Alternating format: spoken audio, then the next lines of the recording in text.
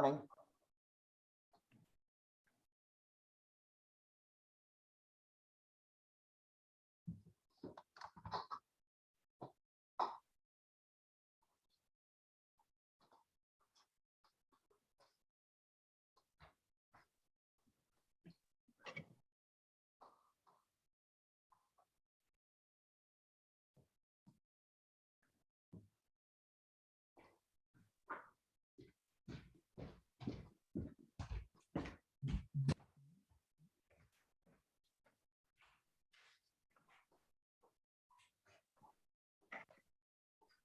Good morning, everyone.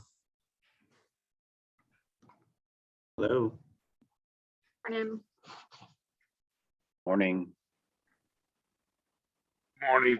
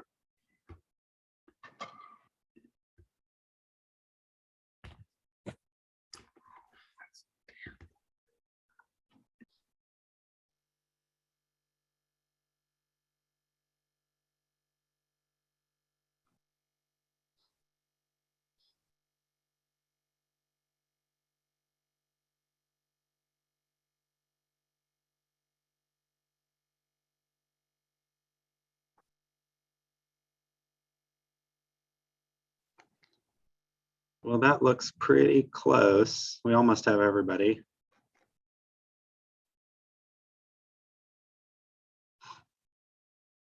Ashley said she was double booked for part of the meeting, so I'm not sure about her. Okay. I guess I'll go ahead and call the meeting to order. The first item on the agenda is the approval of the minutes. So we'll go ahead and do that one while we're waiting. This is the February 22 meeting. Lisa sent those out. So if there are any questions, be happy to look at those or any comments. If not, there's a motion to approve the minutes from February.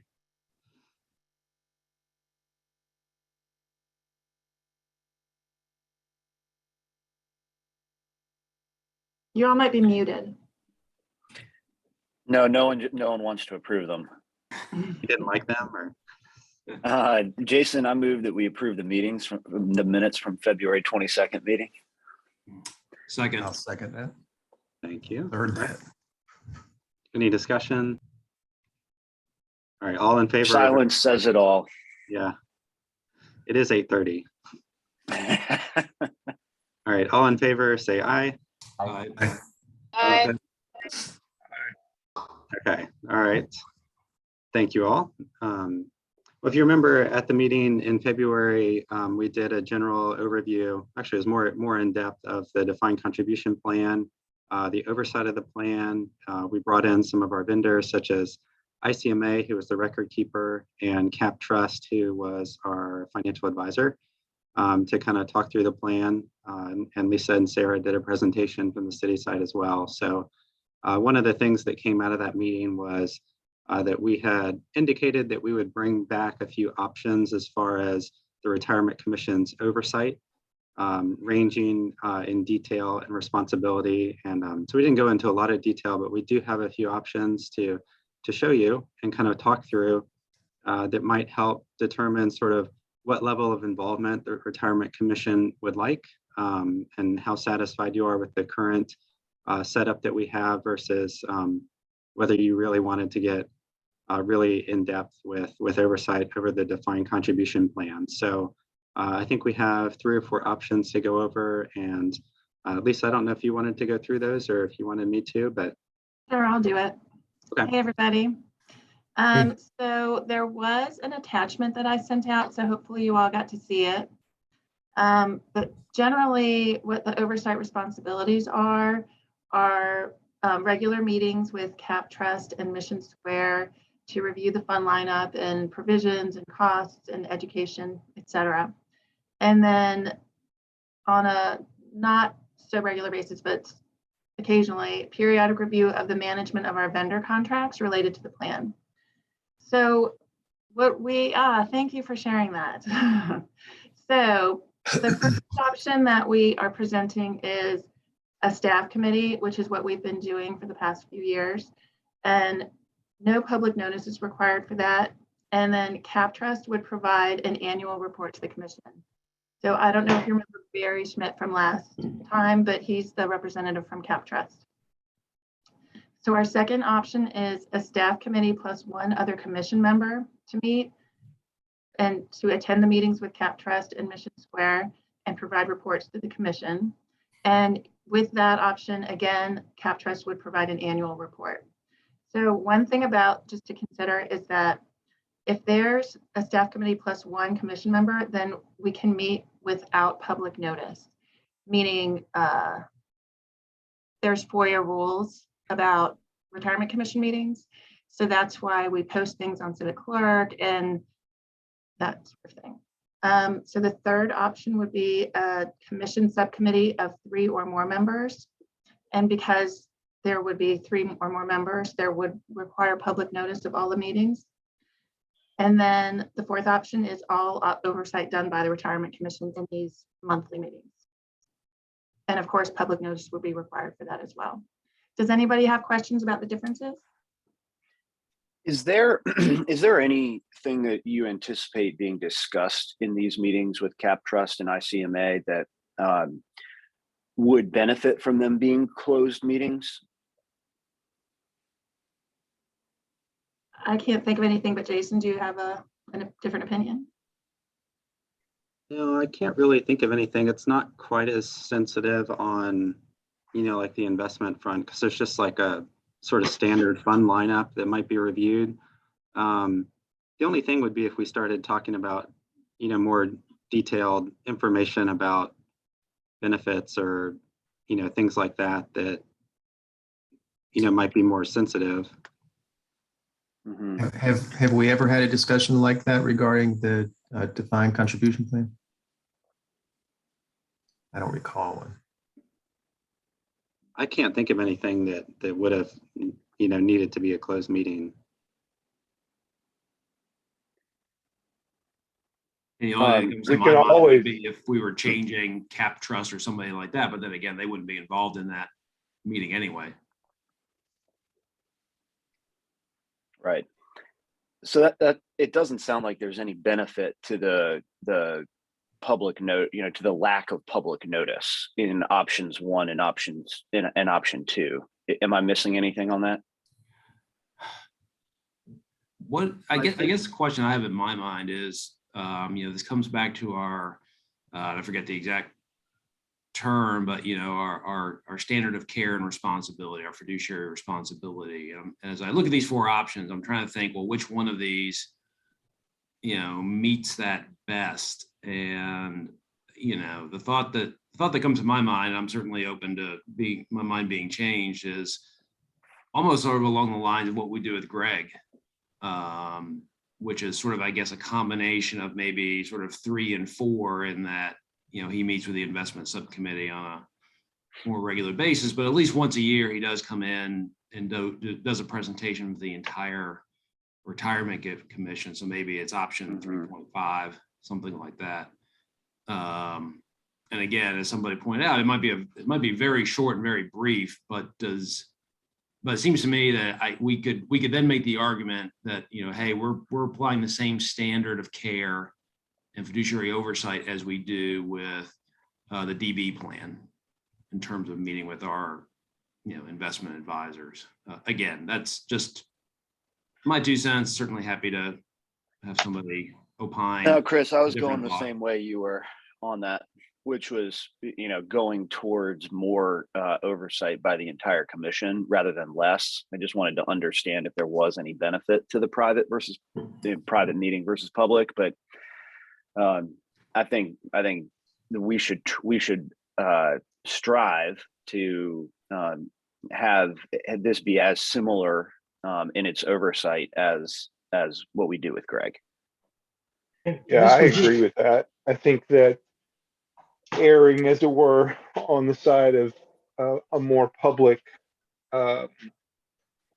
presentation would be the better choice, all things considered.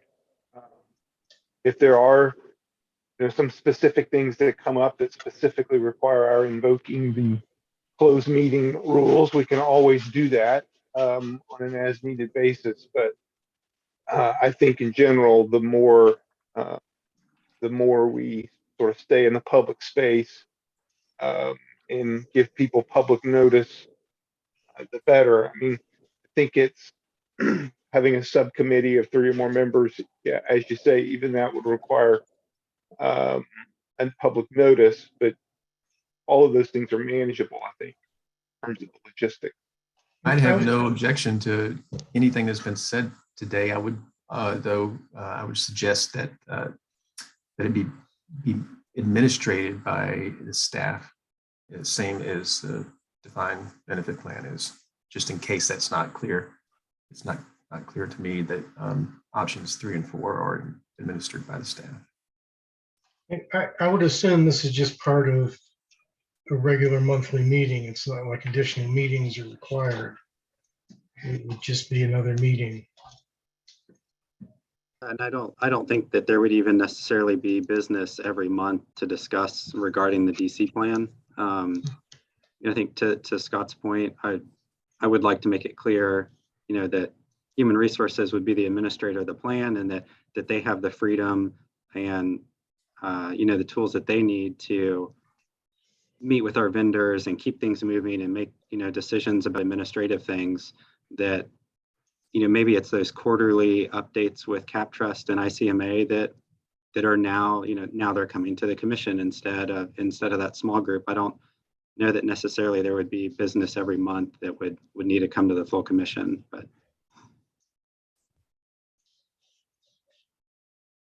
And I do agree with the ideas that are being thrown around, this is Ashley, especially because by having those quarterly updates, if a member of the staff who is part of the plan would like to hear them, they can hear them. So it doesn't feel as if that plan, for lack of better phrasing, matters less for people to be able to learn more about, especially given the data that was in some of the documents we were presented, that more and more individuals are utilizing that plan. I myself am on that plan. So I would know maybe a lot less about the inner workings of the plan if I didn't have the privilege of sitting on this committee. So I like the idea of having those updates where if a staff member would like to join, as part of the audience, like, we have members of the public now, they'd be able to do that.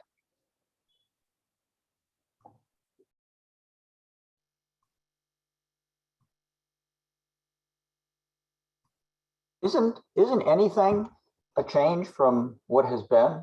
Because it seems to me up until a couple of months ago, I didn't even know this thing existed. We were sort of operating under option 1 with the staff subcommittee. It just wasn't really being reported to the full commission on a regular basis.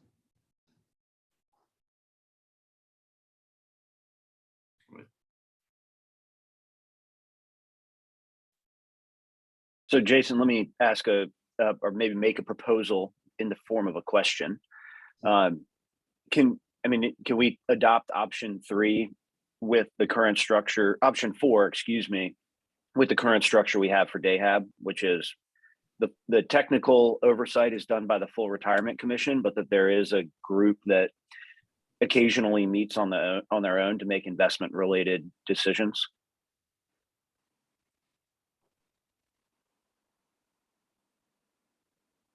And would you think that group would be primarily commission members or primarily the existing staff group? I think the I think I think the staff that is currently administering it appears to be doing a great job. I think all we're trying to layer in is a little bit of the full commission onto it, both for Sunlight as well as for potentially investment expertise. Yeah, I think as far as investment expertise and those decisions, that you've mentioned around the investments, if those meetings with CapTrust, those quarterly meetings were with the full commission, I don't know that we would need another group, specializing in investments. That's when those decisions would be made. Sure. And that's Good when point. they would be making recommendations about, we've been watching this manager and we want to swap this fund.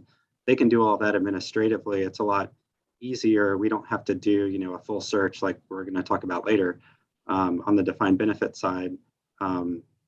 So I think if you're looking for more investment or more oversight of the investments in the DC plan, that, having those quarterly updates done at a regular retirement commission might be the easiest way to do that. It makes a lot of sense. Yep.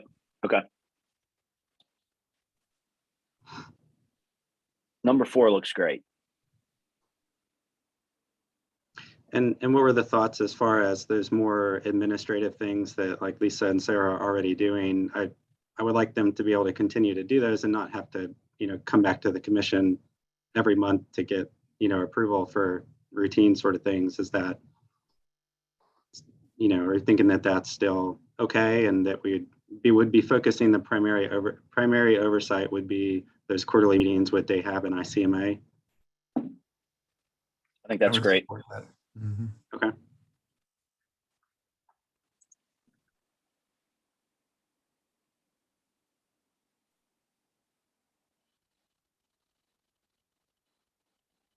Lisa or Sarah, did you have anything do you see any issues or things that we haven't discussed yet? I don't think so. We can talk with CapTrust and let them know the standing meeting schedule so that they can arrange to be available every quarter. So we'll take care of that part. Is this layering any other burdensome tasks on you guys, or is just pretty much what's been going on in the past? Just we're involved now. Yeah, I mean, it's really pretty much what's been going on for years. So, yeah. Okay. Yeah, no, I think that sounds good. I think, if we're, saying that we want this plan to be on equal footing with the DB plan and have the same sort of oversight and attention, that this makes sense to make this change. So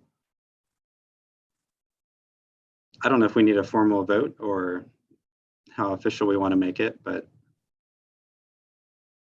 One thing before we put a question out there is does this need any kind of push out to the city employees, or do we just implement this and let it go?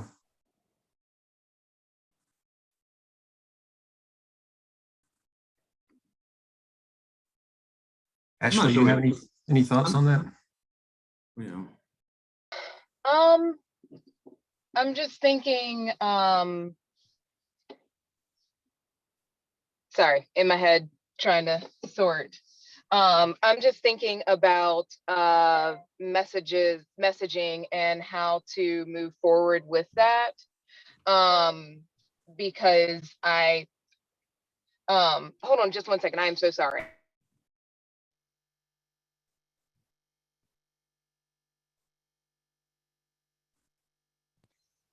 Sorry. What I'm wondering if maybe we just push a little bit of information on the plan. I know that communications is renewing a newsletter for staff all to receive. So perhaps maybe just a push there may do well. I think that because of how the plan is set and how the investments are set, I think those of us who are on that plan, it's more of a autopilot than anything else. It's this thing that you sign up for, where I don't have to manipulate I don't have to, really worry about the investments or manipulate them. So I think we can just utilize maybe that venue to not only share information about this, but also to share information about the defined benefits plan as well. Just maybe little blurbs, now and then. So I'm not thinking it needs a formal city manager message, for example. Good, good. And there may be an opportunity to put up a nice blurb out there if this motion that's also on the agenda gets approved, which would be bumping the rate of contribution for these folks after 10 years. So that'd be a piece of great news people would like to see, I think. So I could make I'm going to make a little proposal that we invite CapTrust to the May meeting. And then in that newsletter, I could just write something up saying there's going to be an open retirement commission meeting on May, whatever date it is, so that anyone who wanted to attend that meeting could come. I I think like that'd that. be perfect.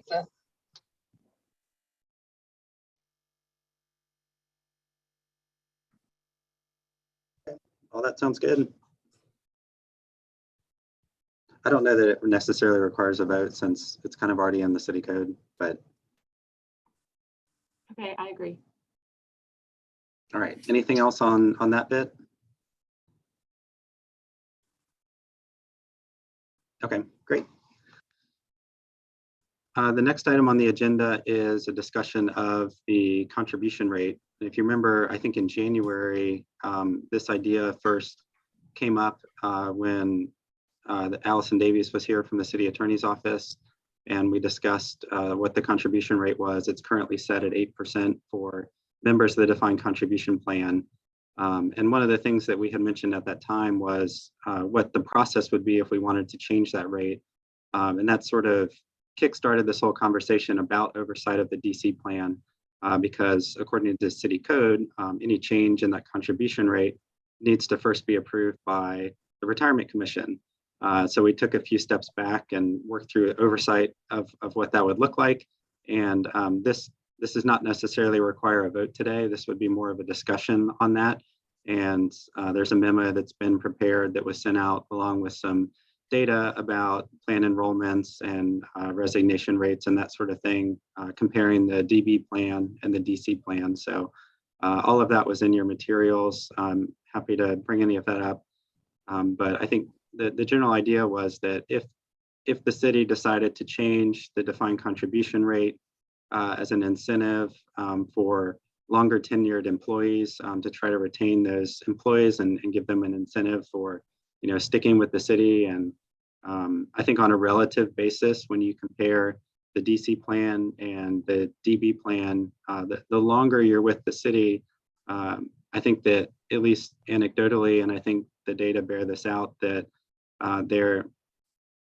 there can be some hesitancy when realizing, oh, I've been here 10 or 15 years. I really wish I had picked the defined benefit plan, and now I'm kind of stuck. And so we wanted to sort of recognize that sentiment and bring that to the commission to consider a increase in the contribution rate once an employee hits 10 years of service, going from 8% to 10%. And when you look at it, it's really not that many people.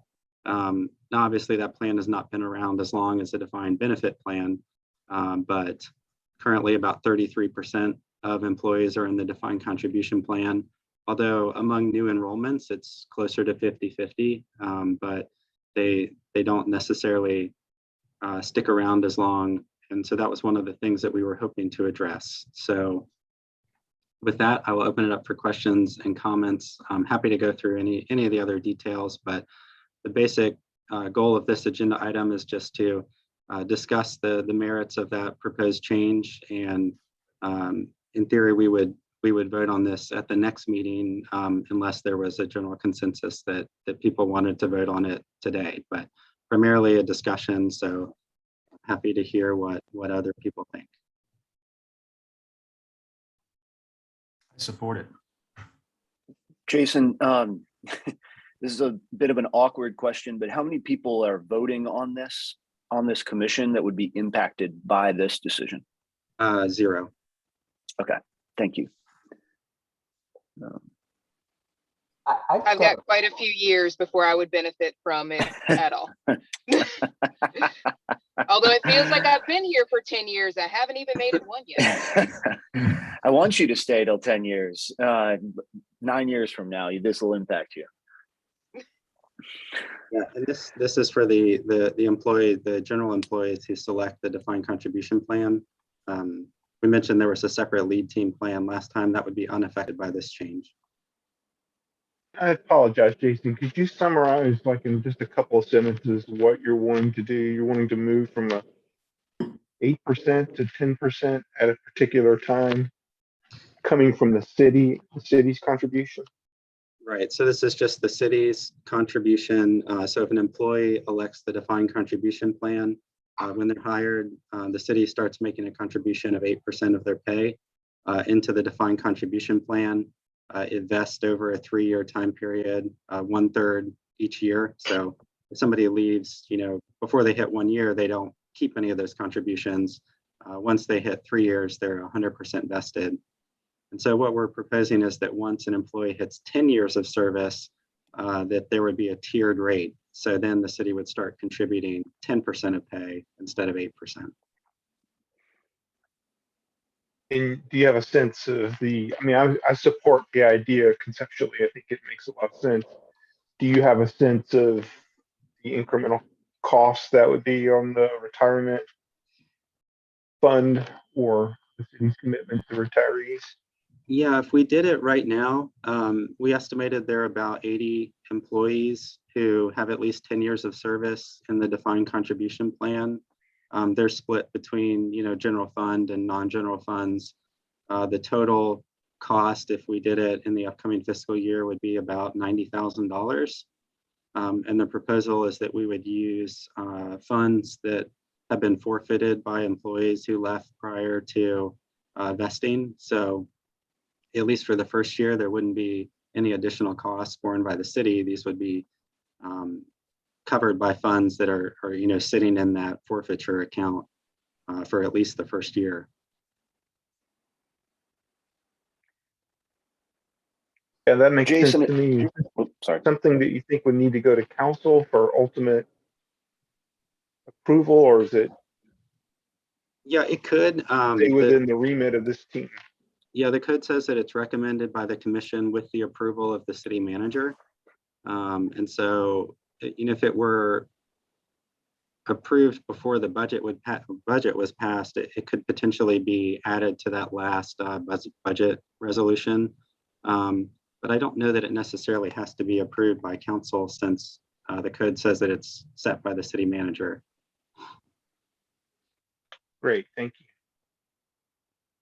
Jason, is this part of a broader retention plan or project in any way? I mean, is this something that the city, the HR is focused on a lot of different ways to retain these, or is this a sort of a rifle shot aspect? I don't know if I can answer that question. I think it would help. Yeah. I don't know what the overall goal is. I don't know if Ashley wants to speak to maybe other things the city is doing in regards to retention. But this is something that this commission has purview over and could make a recommendation that I think would be helpful. So I think that retention efforts will really be dug into more during this calendar year from my perspective. Forgive me, there's a lot that's happened since I got here in May, and that I haven't really been able to touch quite yet. From the girl whose first assignment was moving statues. So, he just eased me in, really. I think that this can be part of a comprehensive, not only recruitment, but retention plan. I would love to see more, of course, in the aggregate, but more data broken down on the people who are adopting this plan. I have a funny feeling, this is just my spidey sense, a lot of the individuals who are adopting this plan may be elder millennials or below. that would be, but elder millennials are roughly, they're turning 40-ish this year, maybe 41. It depends on where you look. It may be other individuals who, for example, in my particular role, while I'm in the lead team plan, I serve at the pleasure of a city manager. You can see how maybe I wouldn't want to sign up for a pension plan. Because I, at any time, for any reason, because Virginia, a city manager can determine that they just no longer want me in their employ. And being lead team, I also don't have a grievance capacity. So I would be really curious about who's signing up for the plan, but I think more and more individuals who are younger will, because it's very difficult to make a determination that you're going to be in one job for long enough for the defined benefit plan to be of any assistance to you. And I think there's some other things that potentially could be explored. I know that I wrote to Lisa, because I apologize. My dear colleague double booked me. So if you see I'm in my car, I'm in front of Kat. But one thing is, you know, maybe thinking of a midway step. So if you've been here 5 years, you get to 9%. And then if you've been here 10 years, you get to 10%. Because again, 10 years for, especially, I'm just thinking of the intergenerational workplace. 10 years for a millennial and below in one place doesn't happen very often at this point. So that feels like, okay, that's nice that you're going to raise me 2%, but I'm not going to make it that far. Like, that's a long way to think about as a benefit. That's a lot of years for people who generally are switching jobs every 3 to 5 years. So also when we're thinking about cost though, they're switching jobs 3 to 5 years. Even if you give them that point at year 5, half of them, you're still not going to have to pay that extra point. But if you make it 5 years, then you get rewarded for your now longevity in the plan. And I also know generally it is, you know, this would not certainly help me necessarily, but maybe having a way to bridge to the other plan. I don't even know if that is something that can be done. Please know I'm ripping off my head, but sitting down in May of 2021, for me, the other plan wasn't anything I would have considered. It's in the middle of a global pandemic. At the time, I was working for a pro tem city manager. I'm now working for an interim city manager. It's a lot to make a decision when you first arrive at a workplace. But I do think that this is a positive move towards showing value for individuals who, for whatever reason, decided to invest, you know, choose this plan versus the defined benefits plan. Do you think that most people think about it quite as much as you apparently have? I was having that same thought, David. I was like, that's the most thoughtful analysis of defined benefit versus defined contribution I've ever heard. Then please make sure to send a message to the interim city manager about my thoughtfulness. No, I'm not sure if they think of it more in depth. And I think also, again, intergenerational workplace, I think it's really going to depend on the age of our team member who's signing up. I'm only going to pick on him because I happen to know his age. I don't know if Mr. Aguilar, who's our executive director of the PCOB, maybe thought about it as hard as someone else because he's in his 20s. So it's a very different mindset. And with those jobs, from going through that search, you tend to build a police civilian review board and then go to a bigger city and build theirs, and then go to a bigger city and build theirs. So that role, even from the other candidates we saw across the country, people were not in their roles for 7 years. So I'm not sure if people think about it that hard. I know I didn't always, and to some extent, it was really, for me, it was, I don't know if I'm going to be here that long, so this one is the answer. And you know, you've got that paperwork in front of you. It may be nice, and I don't know if we can do this, if you maybe have 30 days to make a decision as to what plan you want to go into. Because I know I think I got my information to Lisa late because I kept getting things in the way. So I'm not sure. And I think that data though could help us. Like, again, I would really like some idea as to maybe for people who are choosing it, where are they in our organization? Are they taking more entry level roles or more executive roles? You know, what is the age bracket? I don't need to know their exact age, but what is the age bracket? And that could also maybe give us some data if we would like to provide additional information to people as to maybe where we can do that support. I think along those lines, I signed up 21 years ago, the 1st of April, and, had no clue, but I'm glad the decision I made. I think a lot of it's education, giving people an extra bit of time to do some research.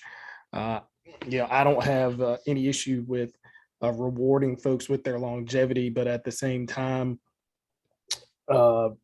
somebody may not be able to make that decision on, day one when they walk in. And also, like you said, where these people are coming in into the department.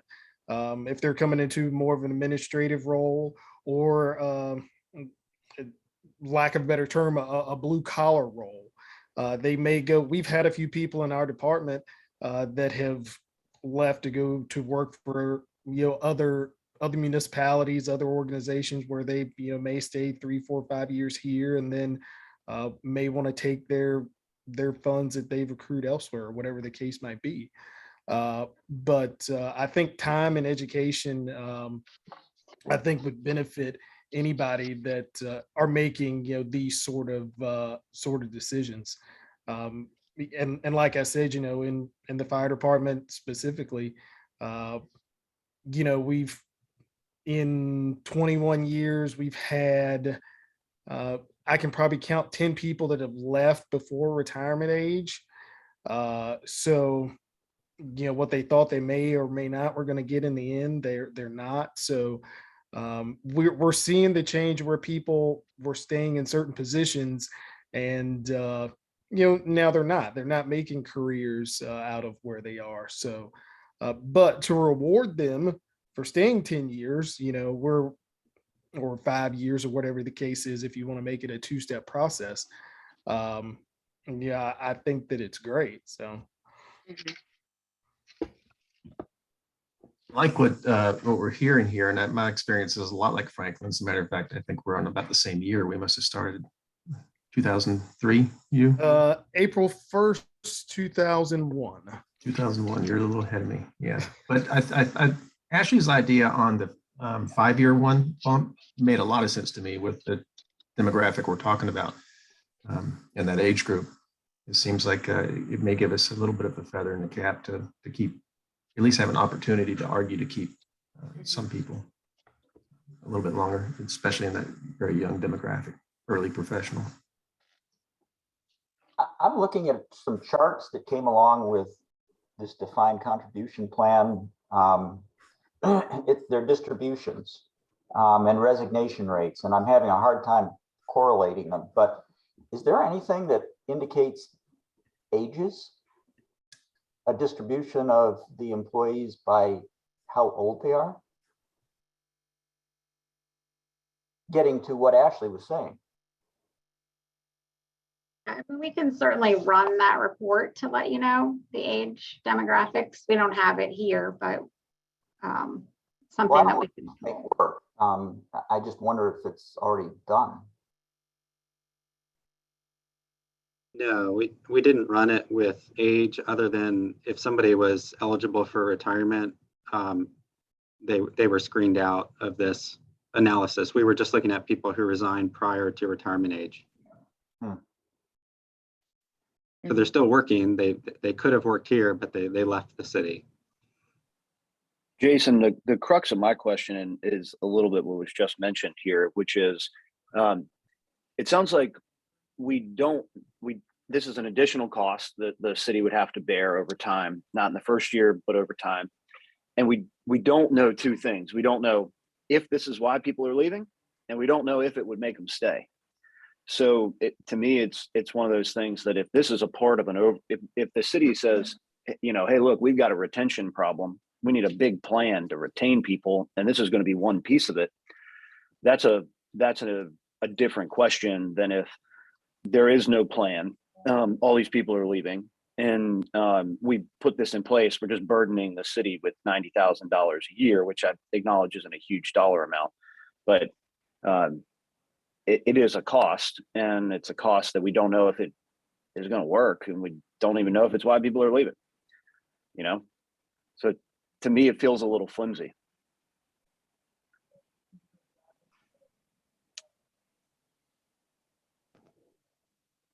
Would there potentially be a way for us to look at some of that aggregate data of the age demographics of individuals who are signing up for it, the ages of people who are leaving?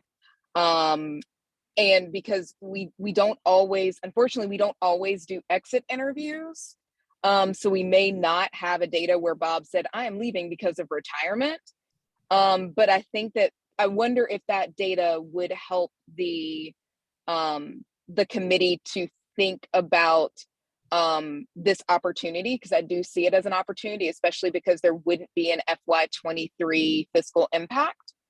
But a way for us to be able just to parse down a little bit more to see, as exactly as Ben is saying, to see if we think that this would be, you know, something that when staff found out about it, it could change their perception of, you know, continuing to stay and lend their talents and expertise to the organization. Now, we know some people are just going to leave, and that is the answer.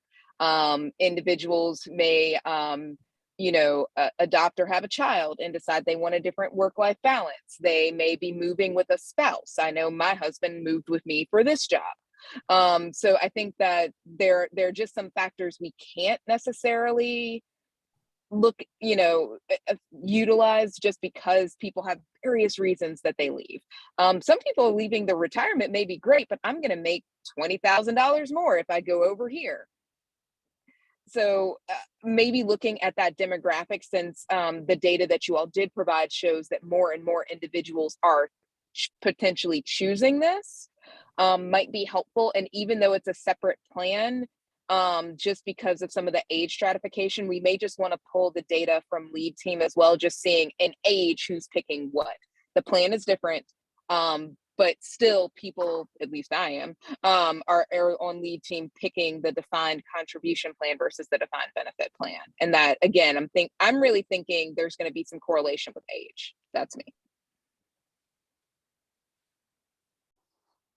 I don't know, my sense on this is that this is really interesting, by the way. A person is going to leave or stay for reasons that don't have much to do with a retirement plan contribution. Even if there's an increase of from 8 to 10% after 10 years, there are so many other reasons why somebody would stay or go. I don't think that, my sense is that that wouldn't factor into it very much. The immediacy of more money, I think, would outweigh the benefit of staying with additional contributions to retirement, which doesn't happen for a long time. Totally. Yeah. Give everybody a 10 grand bonus when they hit 10 years. Use your 90 grand that way. You know?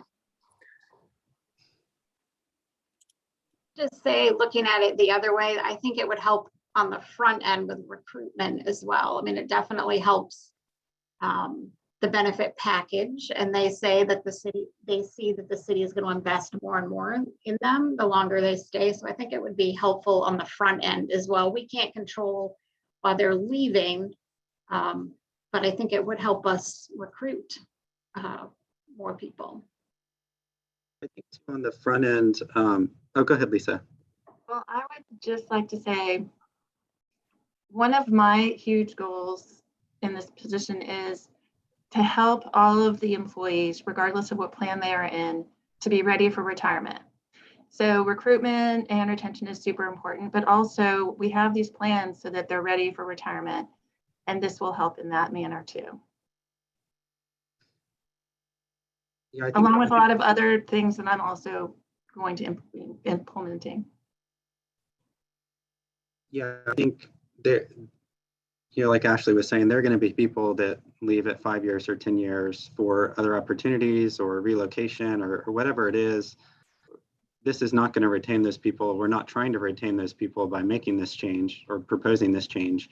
I think for me, the gap is, and we talked about it earlier and we've talked about it over the years, that when somebody starts at the city, it's a very difficult decision for them which plan they're going to choose, because they don't know any of these things. They don't know how long they're going to be at the city. And if they pick the DB plan and they're here for 20 or 25 years, great, everything worked out well for them. If they pick the DC plan and they're here for 15 or 20 years, they're probably regretting that decision because they're looking at the comparable benefit that they would have received being in the DB plan, and they're really wishing and regretting that they had picked the DB plan because they didn't realize they were going to be here that long. And when they hit that mid-career mark, they're having to make a decision of, do I go to the county? Do I go to another state agency that's going to offer me a pension that, I wish that I had picked at this point? And so to me, this is a way to recognize their service and give them some reason, like, to not regret choosing the DC plan because they didn't know they were going to be here that long when they signed up. And so it is an irrevocable decision, but I think this would make that decision easier for them to know, well, I don't know how long I'm going to be here, but I'm going to pick the DC plan knowing that that rate is going to go up over time. So even if I find myself here in 20 years, I'm getting, a pretty good contribution rate, and I think they would regret it less. So those are my thoughts and my reasons for advocating for this change. I think the change is a good one. I think it would be more effective if it came earlier. For the purposes that you just said, like at 5 years, so maybe that step up would be more helpful in doing all of the things you just said. Excuse me for interrupting. Is that what Ms. Marshall was suggesting? At 5 years, go to like 9%, and 10 years go to 10%? Yeah, Right. I think that's a good idea. Everything that everyone's saying makes a lot of sense. I guess it's true that this isn't what would necessarily keep someone here, to Ben's point, but I think that just from a holistic perspective of thinking well about our employees, and as Ms. Butler said, or sorry, Ms. Birch said, in terms of people that are here, how do we help them actually make the most of their retirement? It would be, it makes sense. It would be awesome if we could sort of factor this into some larger effort of retention and so forth. And I know that Ms. Marshall is working on that with all of the various initiatives that she has going on. But I can see no harm in doing it, and I can see a lot of potential value in it. So I'm generally in favor of the 5-year 9%, 10-year 10%. I think it does signal to people that we are going to continue investing in them, and that it would, everything else being equal, would tend to keep a person here versus not. So that's where I stand on it.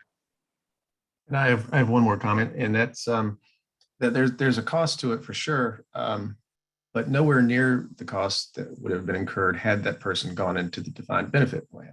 Nowhere near the cost. So 10% is a little bit more than 8, but nowhere near what it could have been.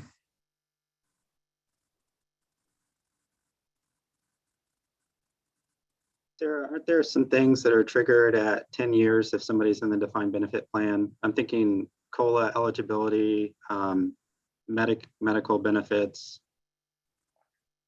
Yeah, I was just going to say that the defined benefit plan, if you stay 10 years, you do, like Jason said, get a next level of benefits in that plan as well. So the 10 years sort of a mark where that plan sort of improves for people as well, which is why I think we proposed 10 for this. I think it's an interesting, though, calculation to look at, though.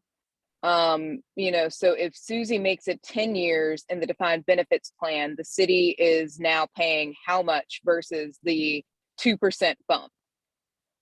So yes, that is where the reward gets triggered, but it is also a far richer reward than if you're in the other plan, no matter how we dice it, unless I'm wrong about the calculations.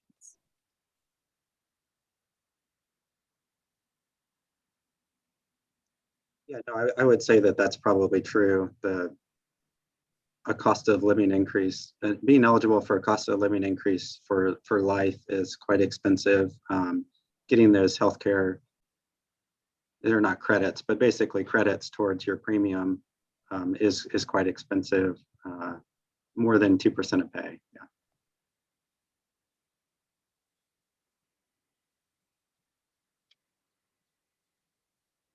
Yeah. And by the way, I'm absolutely for this. I'm now just more curious about the data. I found it very interesting, and I'm a data person. Spreadsheets are life. So I'm just more curious about, it is correlation actually causation, and how can we utilize the data you all have already pulled to kind of dive even deeper. About seeing, how we could maybe form and shape the non-pension plan to being certainly not as rich, but, being something that would be attractive to individuals. And the mindset, though, again, if you're younger, between student loans and everything, I'm never retiring. So that's where I come in signing the sheet of paper. Is, me and Sally Mae are going to the grave together, but that's how I got the education for you all to want to hire me. So my joke is always, if you would like to take the money from my retirement plan and dump it to Sally Mae, I'd be totally for that. Just hand it over to her.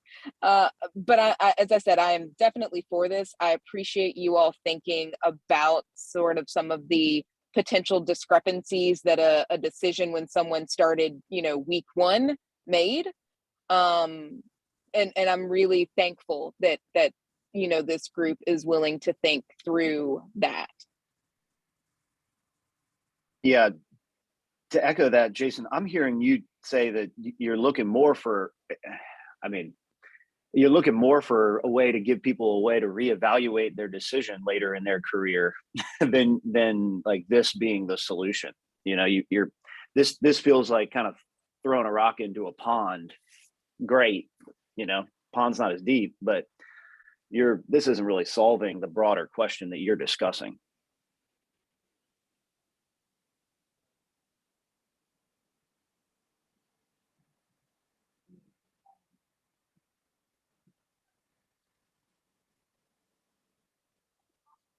I think there are a lot of factors. I think you're right. This is not going to all of a sudden make people say, "Oh, I'm a city lifer now because my contribution rate is 10%." I don't think there's anything we can do for that. I mean, people are gonna leave for various reasons, like we talked about. We have stable government.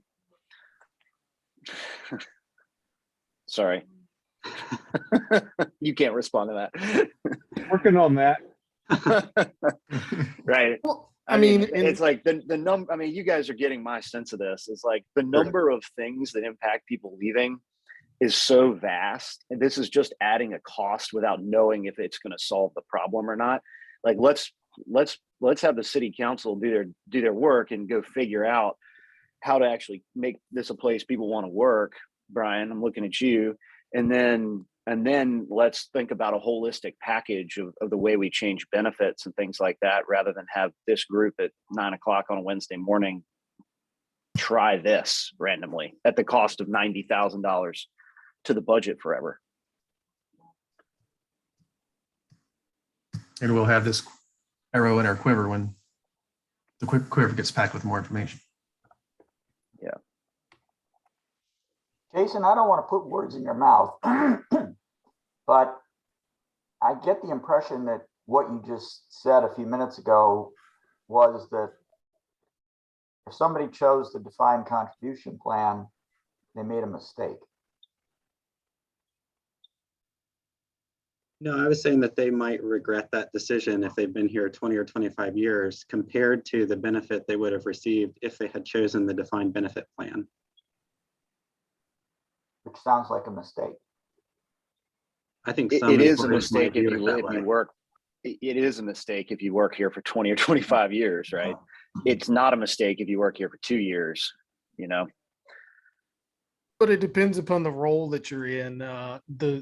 The young professional on the administrative side, I look at, you know, most of the fire department as a blue collar sort of deal. But for the young professional, you know, if they start with the city when they're 20 and, you know, they take advantage of all the benefits that the city offers for education and go out on their own, you know, they can, in 10 or 15 years, you know, and we'll say at that 10-year mark, okay, they're still accruing that 10% contribution, and they can then move on to a different career at, you know, we'll say age 35. And so it does lead to some succession planning, because no one here on the commission that's an employee is, you know, young per se. I'm young at heart, but Hey now. Hey Franklin. I'm, I'm still under 40, friend. I'm still under 40. But you get my point. It's for, you know, you could work for the city for 20 years as a young professional and then move on to another career, and then it moves. There's still the benefit to hold on to these people for a period of time, that they're taking advantage of the benefits, they're building up the city and then moving on. So there's two sides to the coin.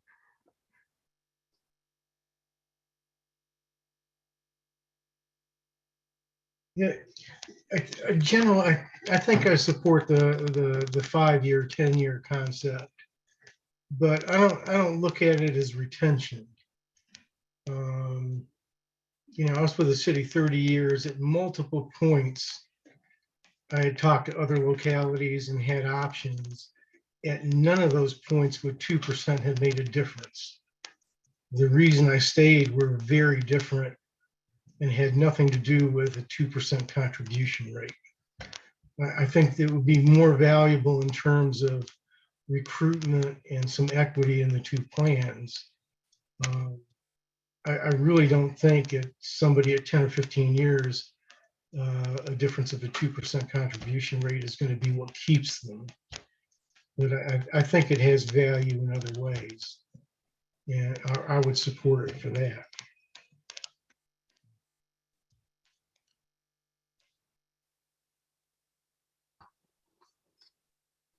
So, Mr. Chair, are you looking for a vote today, or are you looking for us to sort of ponder this for a month, or do you want to come back in a month with some more data, or? We can try to get the data that's been requested around age and composition of, you know, which employees are picking which plan. Perhaps that would be helpful at the next meeting. So we can work on that. And I think, you know, one way or the other, I would like to take a vote at the next meeting, just so we have some clarity going forward with next year's budget. That sounds okay. Yeah, and if it would be possible in the packet to just sort of lay out what you're asking us to vote on in the options. Okay. And some implications.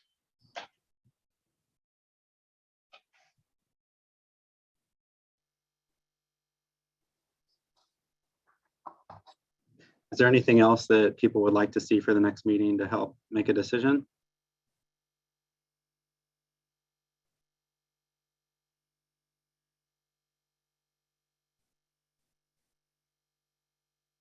Okay. Great. All right. So there's one other item that we have for the agenda. We've invited Greg McNeely to join us from DAHAB. If you remember, we discussed the desire of the commission to issue an RFP for a large cap growth manager.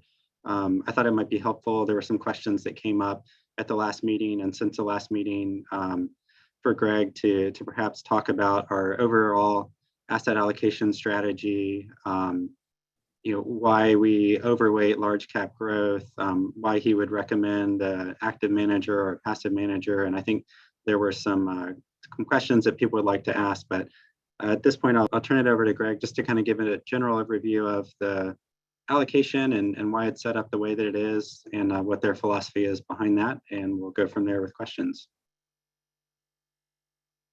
All right. Good morning, everyone. Hey. Yeah, give me a second here. I think I can share my screen just to kind of get try to get some numbers up here so I'm not talking off the cuff.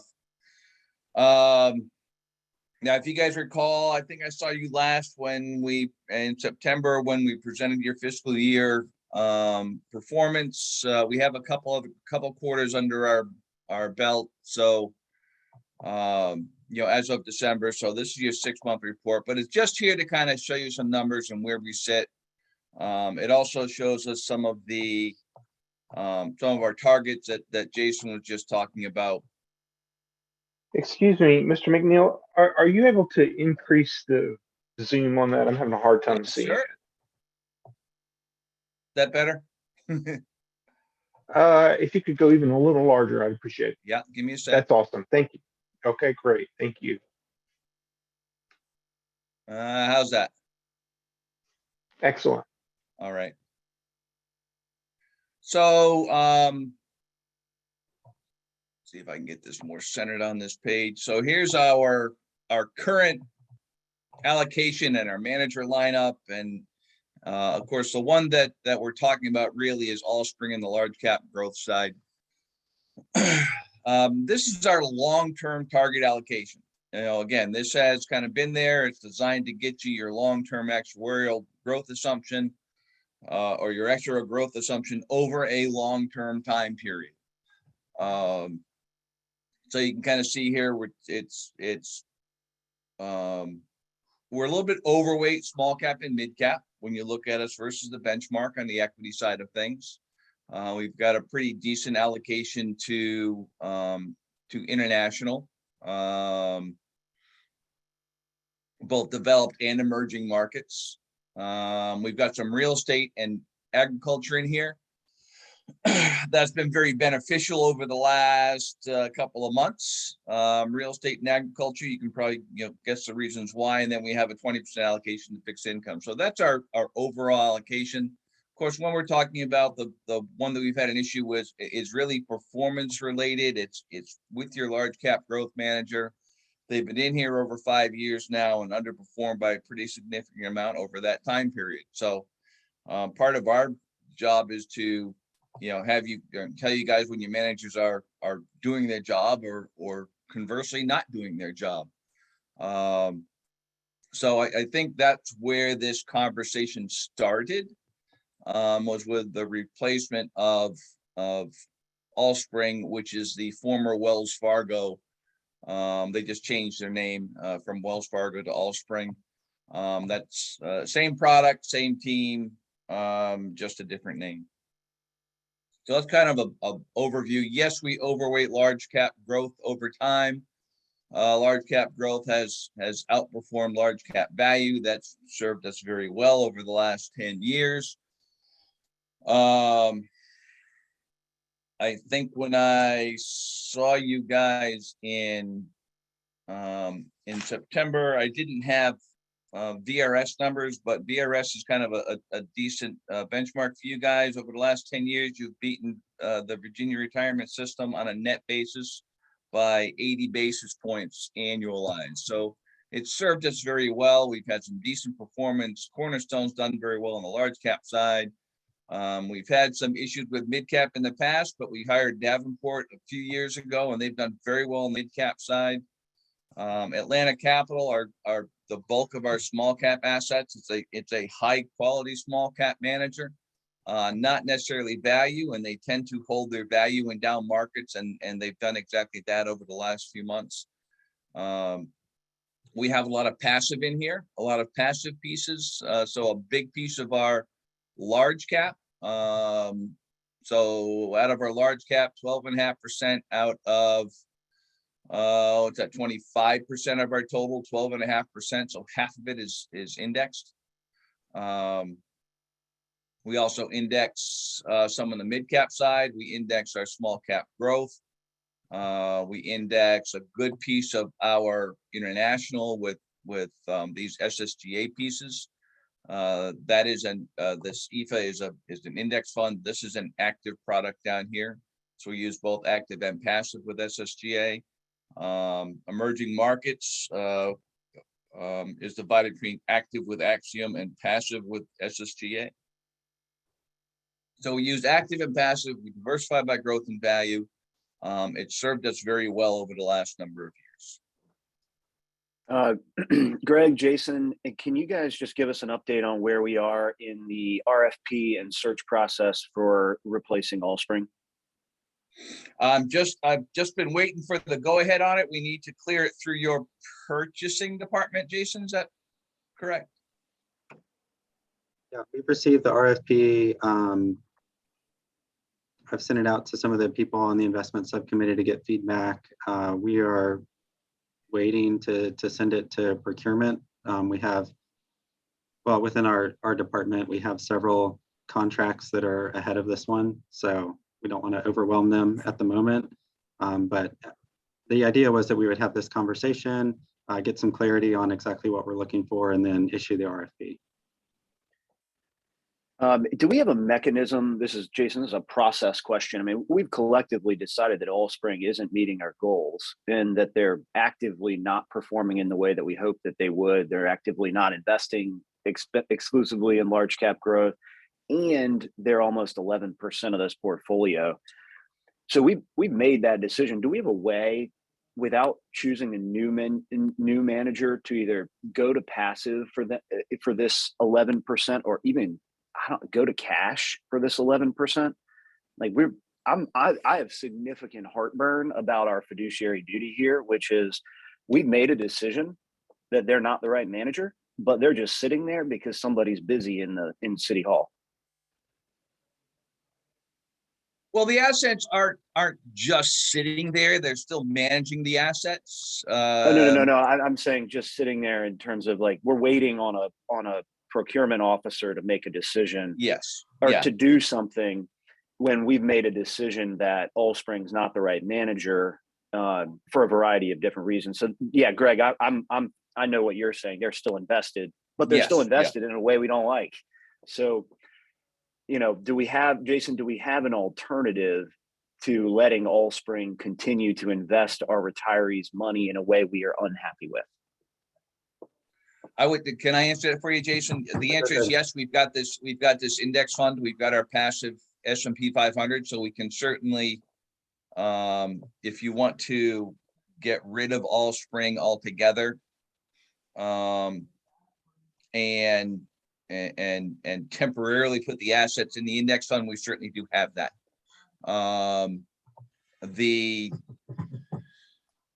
The benefit is you get the money out of the place where we've decided to take it out of. You get it out, today. The downs, I'm trying to think of a downside. So the downside is I guess with an active product, so with a separately managed product to liquidate it, you're making trades. And then when you find the new manager, you're going to give them cash and have them buy the securities going in. There could be an opportunity to, save on some transaction fees. I mean, the amount's not going to be huge, but there is a transaction cost going from one to the other and back again. Yeah. That's I mean, something negative. So that's not a big issue for me. Yeah, the transaction fees are going to be minimal here and shouldn't impact our decision. Right, it's all large cap, it's all growth, so it's Yeah. not, they're This is not all standard. uncommon. This is standard trading. Correct. There are no tax implications, obviously. I see no reason why we shouldn't immediately sell Allspring. And I apologize for not saying this in the last meeting, but I didn't realize that there was going to be a bureaucratic process to this. But I think we should sell Allspring today and go into the index. I have no problems with that whatsoever. And again, we have the fund in here to do it with. Yeah. So you would sell Allspring and you would be buying what? The Exactly? SSGA fossil SSGA fuel 400. Yeah, Fossil 500. fuel free. Yeah. LCC. Yeah. Yeah. The one that with LCC next to it. Yep. What does LCC stand for? Large cap Large core. cap core. Okay. So would that still give Jason the chance to, in the meantime, do his due diligence to find, I guess, a replacement for whatever that Allspring Yeah. was supposed to do? Yes. Is that Yes. Yeah, Brian, we're not talking about the we're literally just talking about going into an index fund while the search for a new manager is initiated and completed. Are there any risks involved in this? It sounds like you've already thought through the transaction cost piece. Risks, no. I mean, basically the risk. Okay, let me talk about the risk of this whole process, if any. It sounds like the risk would be no different than whatever we've got already in SSGA, right? Correct. So we're going. So if you take the money from Allspring and send it to the SSGA index fund, you're going from large cap to large cap. So the risk is essentially the same.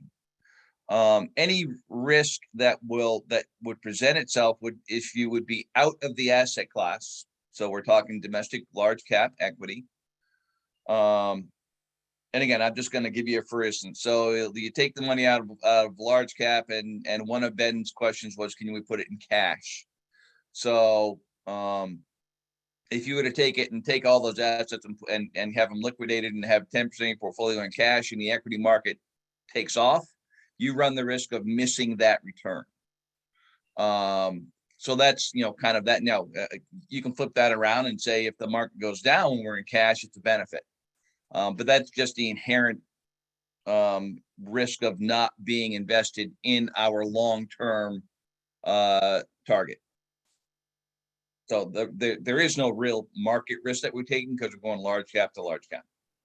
And let's be clear too, there's a risk to staying in Allspring, right? Oh, yeah. Which is, we've decided they're not the investment manager that's meeting our objectives. So, the risk of staying in Allspring is something that has to be weighed alongside any other alternative risks. So, and to be clear, I was asking a question about cash. I don't think that's the right solution. Right. I just brought that up as Yeah. an example of risk. Yeah. So, yeah. And just to carry on a Ben point, I do have February performance here. And you look quarter to date through this first quarter, and Allspring has, they've still missed their benchmark. So the reason for us getting rid of them is really performance related, and then they haven't improved that at all. So yeah, all the reasons are still there.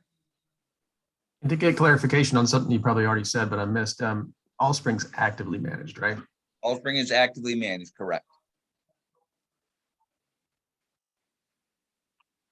I wasn't quite prepared to say, let's just dump Allspring and move the money, but I agree with Ben. I think our fiduciary duty mandates that we do this last meeting, arguably. So, Jason, walk me through, or Greg, walk me through, like, what kind of vote do we need? What do we need to do to move this money out of Allspring and into the index? Well, you've already voted to do the search. This is just kind of moving the transition a little forward. So, I guess officially, and Jason, you can agree with me or not agree with me, just, agree to start the transition and move the Allspring asset, liquidate the Allspring assets and move the cash to the SSGA large cap index fund, which is our fossil fuel free index fund. So Greg, question.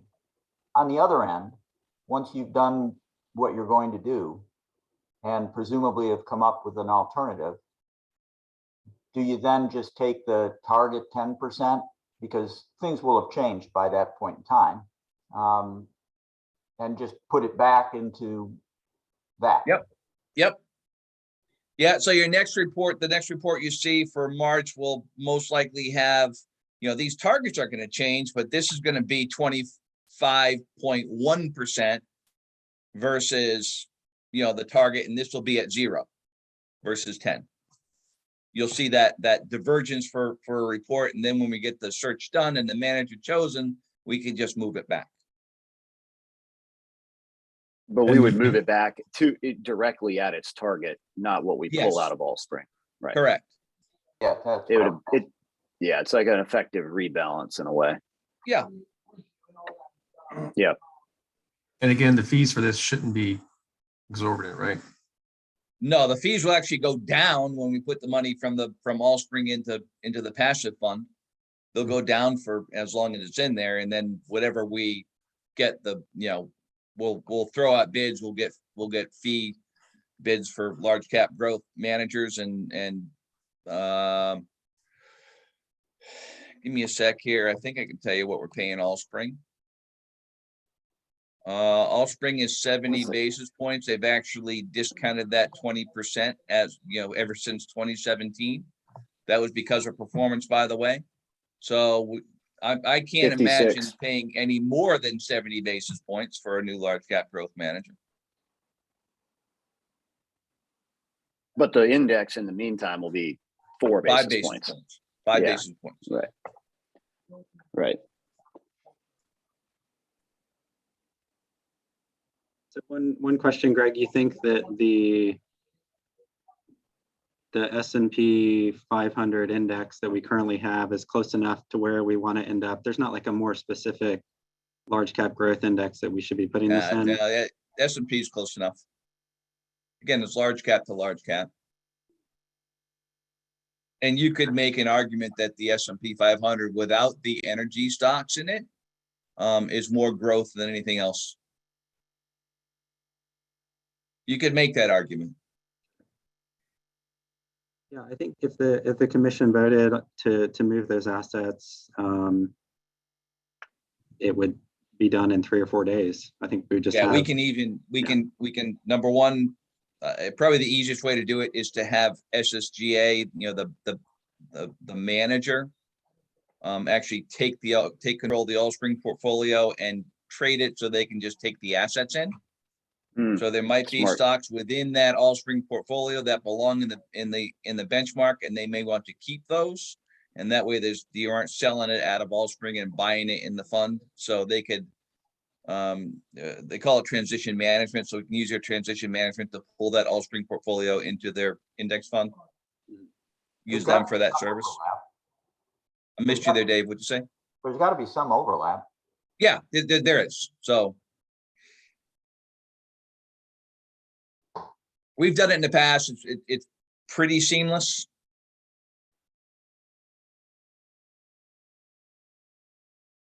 Pretty seamless is confidence inspiring there, Greg. Well, anytime you're dealing with a big bank, Ben, and State Street Bank is no different. There's always documents that have to go back and forth and contracts. You get the lawyer, you have to pay the lawyers. I know.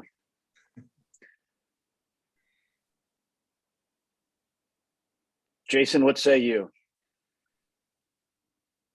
That's fine with me. I mean, I think that the easiest thing would be to liquidate it and move the money. The next easiest thing would be the transition. Like Greg said, there's probably some paperwork involved if we use their transition service, but nothing too significant. It will be several months before we sign a contract with a new large cap manager. So I think this would be a good interim step. I would suggest that we defer to Greg on the best way to manage the logistics, whether it's a transition management or whether it's just sell and reinvest. Greg, I think you're the best person to answer that question. Yep, okay. So I will, you know, I'll do a little analysis and see what's in common and, you know, again, you're talking trading large cap stocks in a quickly moving market. So, yeah, I'm sure that SSGA could handle that trading a little bit better than maybe Allspring would at the moment. That's the biggest difference, Ben. If you want to go to cash, you're probably going to tell Allspring to liquidate all their holdings, and they're just going to sell them. SSGA, on the other hand, since it's a product of theirs, transition management, they may work the trades a little bit more. mm-hmm. So, But that transition management, I mean, maybe this is my own ignorance, but that applies more when you're dealing with taxable accounts than it does when you're dealing with an account like this, right? when you deal with institutional, you know, institutional separately managed accounts, so it's working the trade, you know, during the day. It's you know, trying to sell at a higher price. It's trading around the keeping margins. the ones that you want that are in the index, and you don't have to trade those. So. Mm-hmm. It's more on a daily basis, you know, so a manager that doesn't really have anything in the output would just go in the morning, put the trade tickets in, and they get traded when they, you know, not necessarily in the benefit of the plan. Yep. That's why we pay you the big bucks, man. Yeah. Ben, thank you for bringing it to our attention.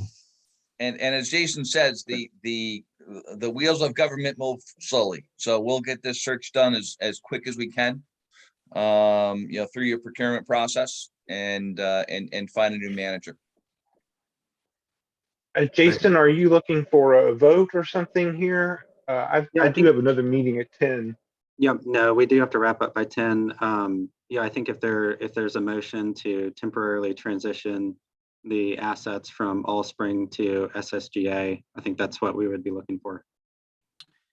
Jason, I move that we temporarily transition the assets managed by Allspring to SSGA until the completion of a search for an Allspring replacement. Second. All right. Any further discussion on that? Okay. All in favor of the motion? Aye. Aye. Aye. Aye. Any All right, opposed? Jason, I'll put together a plan and let you know. Okay. Anything else from anybody? This is when Allspring goes through the roof, just so we're all clear. Exactly. It happens all the time. Yeah. It's gonna be a bad day there. It shouldn't come as a surprise to him, though. No, I think it goes through the roof, like their performance just starts to take off. Yeah. happens all the time. Yep. All right, I'll take care of that with Jason. Great. Okay. Well, thank you, everybody. Is there a motion to adjourn? Move we adjourn? Sure, Jason. And it's a second from Ben. Second. All in favor? Aye. All right, goodbye.